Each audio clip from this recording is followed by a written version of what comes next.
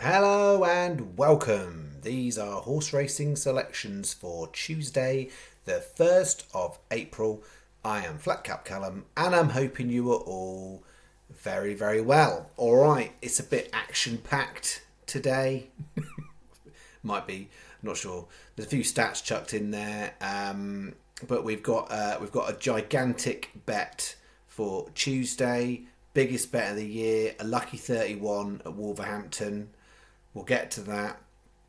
Before we do that, we'll do the review of Saturday because I didn't play Sunday or Monday, although I will mention Sunday. We'll do the gigantic lucky 31 at Wolverhampton, and then there's a few other stats and stuff I'll do because we're sort of 3 months into the calendar year, so a few bits and bobs that I might go through there, but aiming to not chunter on for too long, but we'll see. So all right, let's do the review of Saturday. Weird Saturday. I mean, most people won't remember, but I started in January 22. The first Lincoln Saturday in 2022, so 3 years ago. It was a not too dissimilar day with a little bit of a different outcome, basically, in that on Saturday, for people who follow the stuff on Saturday will know, I was getting absolutely hammered at a certain point. I think at 4:44 on Saturday, we were 8 selections down, 5 to go, 6 races down, 5 to go, with 0 return. And then in the last 5 races, well, four positive results, which ultimately turned round most of the money back on Saturday. 3 years ago, I remember going into the Lincoln on that day, I'd have a whole bunch of selections. They'd all got hammered, and it was looking like an absolute grim day. And I'd gone really big on that day. And then Johan won the Lincoln, and then it went on a little run. There was a Curragh meeting on the same day, and I'd had some winners there and stuff. I ended up making a really nice profit all day. That was not the case this Saturday. We had poor. Then we had Cool Party, which was the only horse of the 13 that won. Sorry, that didn't. It didn't win. We had 3 winners. The only one that won that was there was no single stake on. So we lost that in the bet. So 0 back for that £2.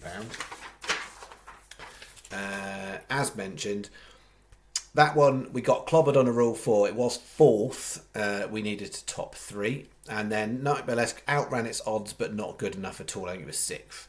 Bellagio Man ran a decent enough race, didn't get quite the best run, but Framed had a chance of winning with a clear run potentially after getting well backed in. So it was too late too soon because a place on that one didn't count for anything on the bet there.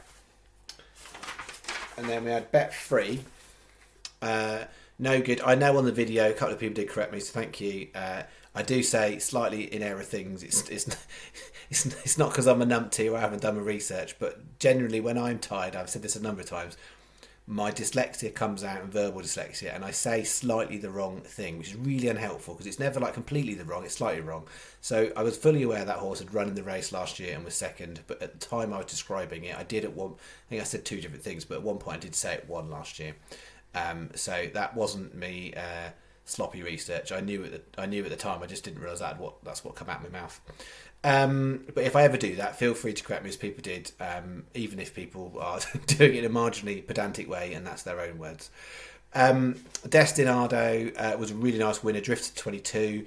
Those of you keen-eyed will notice the jockey on Destinado on Saturday was Mason Patel, who I talked about after his first couple of runs of his career and on under rules, and I think he's definitely a jockey to be keeping an eye on, because that was actually when he won that one. It was like 3 in a row he'd won, not on the same day, but it's 3 rides in a row he'd won on, and I think he's one to look out for in some of these big field handicaps through the summer, even on Saturdays, because particularly while he's got his £7 or when it gets to £5 claim. So well done, Mason, because he really pushed that horse out to win.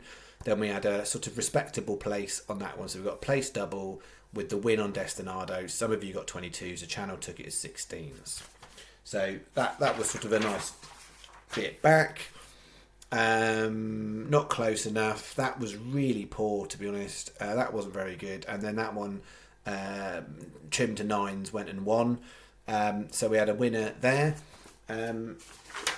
And that was it. That was it. So it was like 31.25 on, 26.73 back, which meant we went into the weekend 50p up. We ended up £4 down. So we lost £4, which means that we are sort of, I think it's, double check me in the description. I think it's 90.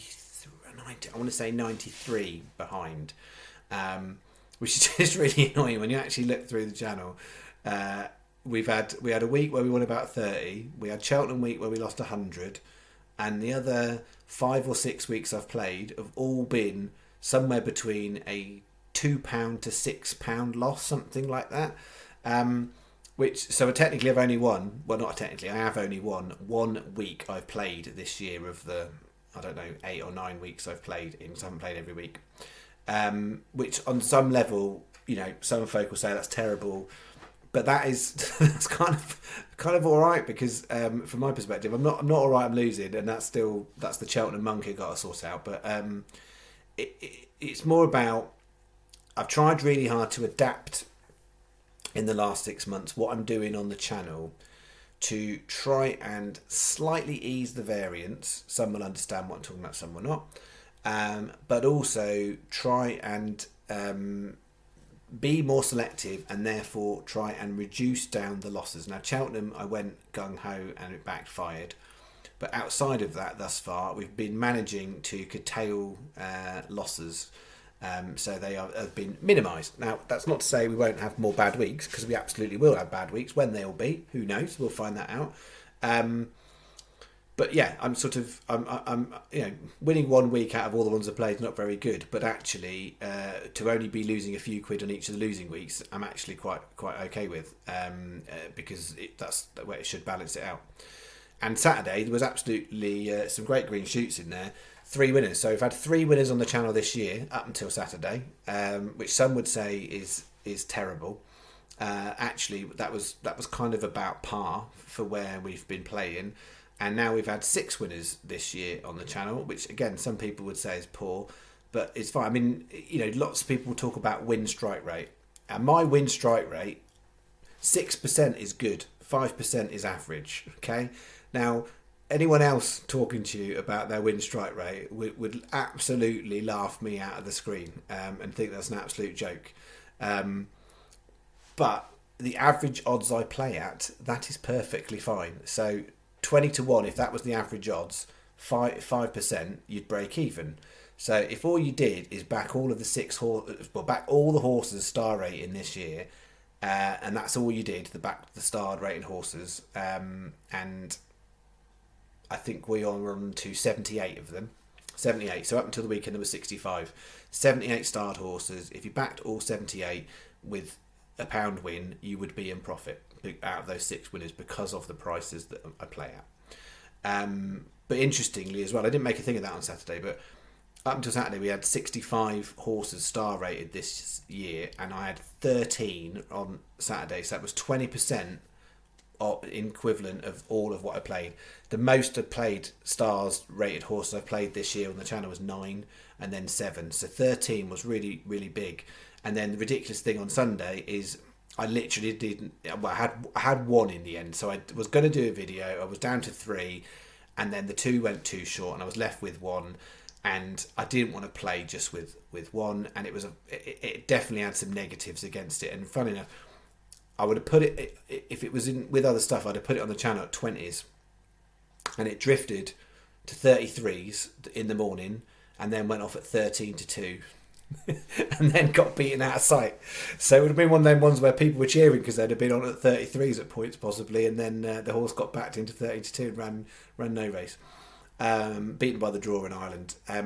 So yeah, I was glad I didn't play Sunday, but it was weird because I thought it would be quite good on Sunday, and it wasn't. And I'm really glad I'm stuck to my threshold, because there was marginal things I could have played and we would have lost if I'd done any of them. So yeah, just a weird weekend really. 13 horses on Saturday. It was looking terrible. Ended up with 3 winners and got out of jail pretty much. And then Sunday, I thought it was going to be a good day and had nothing. That's where we're at. But yeah, 78 starred horses we've played with so far, and 6 winners. But that would have given you profit if all you did was win singles.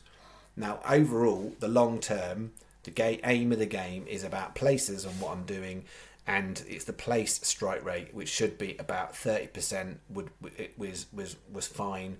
If we get 31, 32, 33% long term, we should absolutely be hitting profit. That's how it works. Which for some of you like the stats, some of you don't get it. And now I've just realised I'm 10 minutes in and I haven't given you the bet. And obviously I'm really, really hoping that you realise this video is the 1st of April. So I clearly haven't got a Wolverhampton Lucky 31. That was like a big fat joke, okay? Because if you follow the channel long enough, A, you know I don't like Wolverhampton. And B, you know I don't like Wolverhampton. And then the big problem is I actually have got a 4-horse bet, 9.25, and I've got 2 horses at Wolverhampton. And that makes matters worse. Legitimately, they're in Class 6 handicaps and trained by Scott Dixon, which is never a good thing at all, on the basis that trying to predict his horses is an absolute nightmare.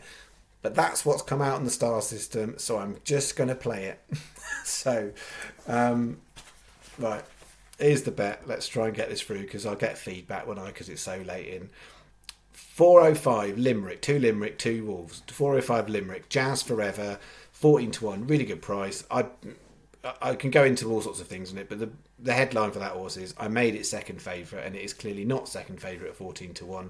So decent value in the price. Jazz Forever, 14s. The 512 Limerick C set, I think that should be shorter, even though it's 17-2. Back with the original trainer. It won May last year, course and distance on good ground. They've been running it on soft with a different trainer, back to the original trainer, as I said, with who I believe is his son riding. I don't know that. I haven't looked at the lineage, but they have got the same surname, and he pretty much does only ride they ride for each other. Well, didn't ride for each other. Like one's a trainer, one's a jockey. You know what I'm saying? Can't get my words out. So yeah, lots of tick box in favour. Back with the original trainer. Headgear back. I mean, the jockey's been the same all the way through. Goes on the conditions, and it's a very weak looking race to me. So yeah, C set would look like a good bet for that one. And then we're going to Wolves, and you'll notice the first one, Candy Warhol. If I'd done the video an hour earlier, because I started prepping for it, and then just as I was about to go and do the video, I realised the price had been slashed in really quickly. It was a bit of a price, I reckon, I would say price error in terms of marking it up. It was put in at 33s in quite a few places. 28s was going to be the channel price. 14s is all I can take now.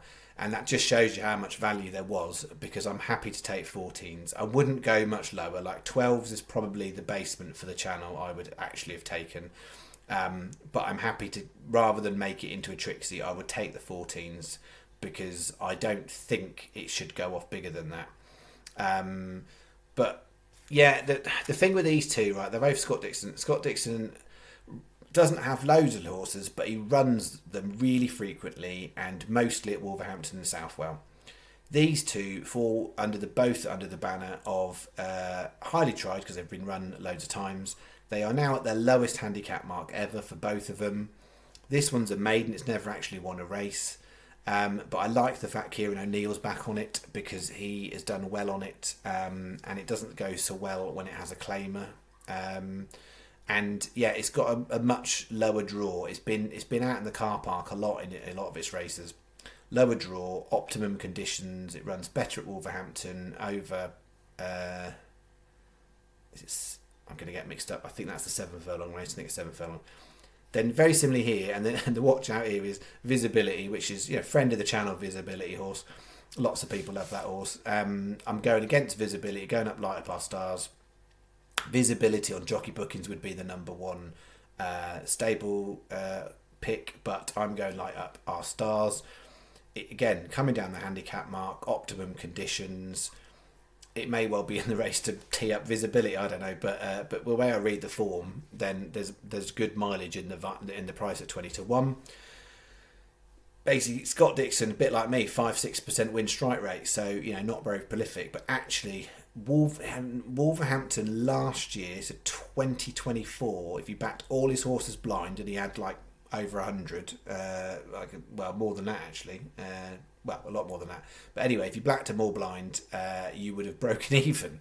At the average price of 16-1. So they don't need to be small prices for Scott Dixon's horses to go in.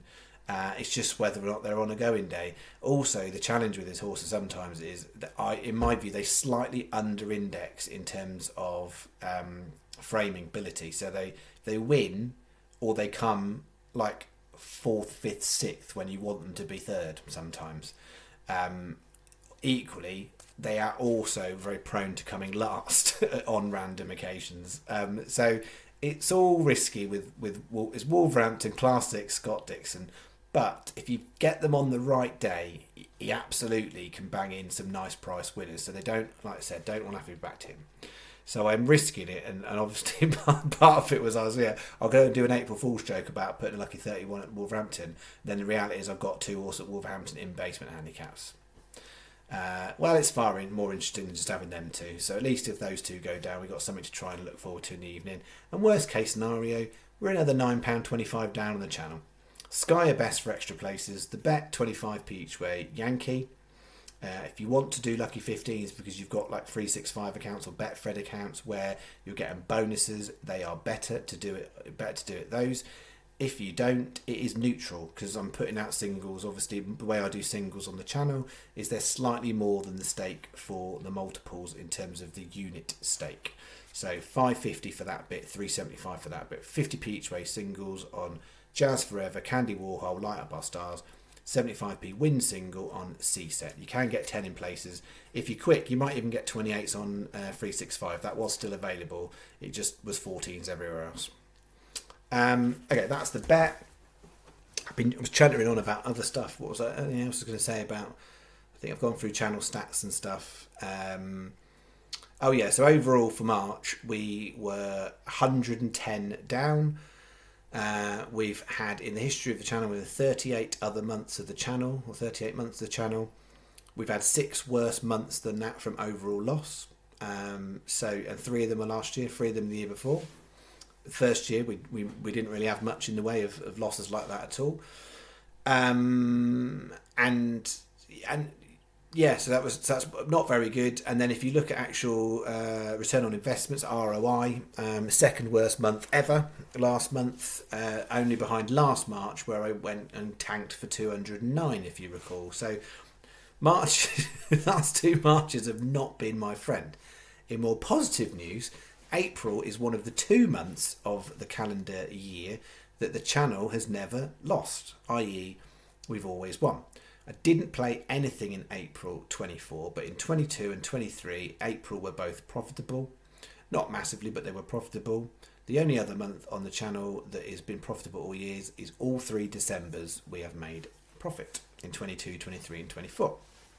Interesting stat for you. There is not a month where we've lost every single year. True fact. So April, guaranteed, aren't we? Guaranteed. To be a great month because we've never lost in April.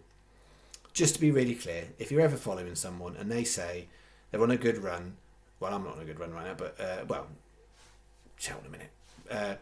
Anyway, what I'm saying is, if they ever say to you, we are absolutely going to have a brilliant month, then just check yourself, right? Check yourself. How do they possibly know they're going to have a great month? How do they know? They don't know, do they? They absolutely don't know. They don't have a crystal ball. They're not psychic. So just be wary of people who are overconfident in what they do. When they say they're going to have a brilliant month or a brilliant week, it's just not real language. It's not how people actually operate in the real world, okay?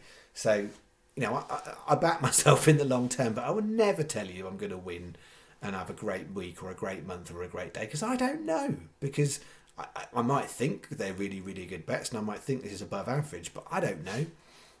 So anyone tells you that, just don't get taken in by it, okay? Just watch on the sidelines and then remember at the end of the month, if they had a great month, go, do you know what? Fair play to them. They were confident and it won. And at the end of the month, if they lose, they will never remind you that they said they were going to have a brilliant month and now they haven't. So just, be mindful, folk. Be mindful. Anything else I was going to say? That was some of the stats I was going to go through. I mentioned 78 starred horses. Yeah, done that, and then yeah, we're building up to Grand National Saturday, and I really, you know, I haven't really deep dived it yet, so I haven't got there yet. I just, every year I'm just slightly less into it. The Grand National. I preferred it when it, you know, I know all the safety things have been done, but I preferred it when it was longer and the jumps were bigger and it was more of a challenge and a unique challenge. Whereas now, you know, and lots of folk will say this in the industry, it's sort of becoming more like another, like staying handicap rather than it be something a little bit special. So there's a novelty factor about some of the interesting fences, but actually it's, you know, it's 4 mile 2. It's not that much difference to the Scottish Grand National or the Ida and stuff like that. It's sort of, you know, the Midlands Grand National. They're not too dissimilar in distance. Aintree itself, jumps aside, is quite a flat track. So, you know, it's not like it's an absolute thorough stayer because, you know, I mean, I say that like so you know, a horse that would go 3 and a bit somewhere else, 3 mile, 3.5, probably wouldn't have too much of a problem on Aintree, given it's such a flat track. So you do have to be obviously on it with some of the jumping, but it's not the challenge it was. And so yeah, I kind of get it. It's a safety thing, and I also liked it not from a betting perspective, but just when it was 40 horses, it was just a bit more novel and whatnot. And I don't know really what the difference is between 40 and 34. Still a lot of horses going over some very interesting jumps.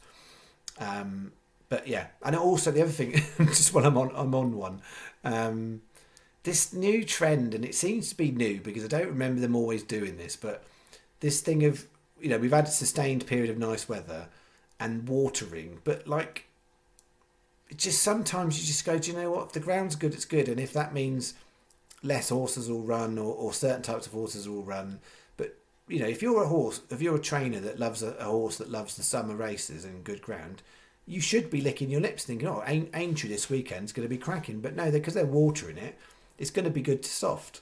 And actually, some, you know, yes, that will benefit some, you know, a lot of trainers and some of the Irish ones. Like the softer it is, the more the Irish trainers will kind of enjoy it, generally speaking, because more often than not, the racing in Ireland is on the softer ground, albeit not always so much in the summer. But yeah, I'm not a fan of all this extra watering and stuff to sort of manipulate how the ground is.